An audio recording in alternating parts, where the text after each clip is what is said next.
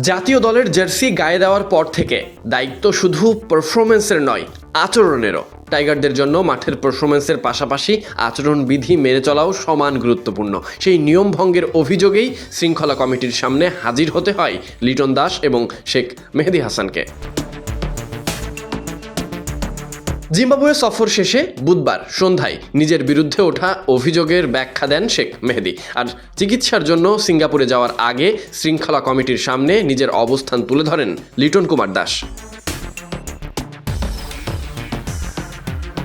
লিটনের বিরুদ্ধে অভিযোগ, জিম্বাবুয়ে সফরে চোট পেয়ে দেশে ফেরার পর বিসিবির অনুমতি ছাড়াই চীন সফরে যান তিনি। অথচ ক্রিকেটারদের আচরণবিধি অনুযায়ী বোর্ডের অনুমতি ছাড়া দেশের বাইরে যাওয়ার সুযোগ নেই। সেই নিয়ম ভঙ্গের অভিযোগেই শেষ পর্যন্ত তাকে শৃঙ্খলা কমিটির সামনে নিয়ে আসা হয়।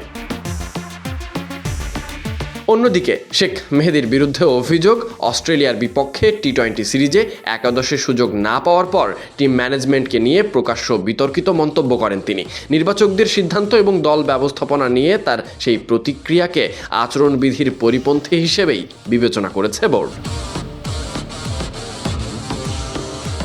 এই সবকিছু পর্যালোচনা করে দেখার পর দুই ক্রিকেটারের বিরুদ্ধে আর্থিক জরিমানার সুপারিশ করেছে শৃঙ্খলা কমিটি। বিষয়টি bdnews24.com-কে নিশ্চিত করেছে বিসিবি পরিচালক সিরাজউদ্দিন মোহাম্মদ আলমগীর। তবে অভ্যন্তরীণ বিষয় উল্লেখ করে জরিমানার অঙ্ক প্রকাশ করেননি তিনি।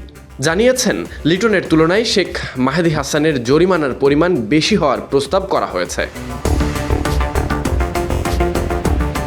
সুতরাং বলতেই হয়, জাতীয় দলের জার্সি শুধু পারফরমেন্সের দায় বহন করে না, বহন করে শৃঙ্খলা, পেশাদারিত্বের বার্তাও। আর সেই বার্তায় কোনো ব্যত্যয় হলে তার জবাবদিহি করতেই হয়। লিটন কুমার দাস এবং শেখ মেহেদী হাসানের ঘটনাও সেই বাস্তবতারই আরও একটি উদাহরণ, যা শিক্ষণীয় হয়ে থাকবে অন্যান্য ক্রিকেটারদের জন্য।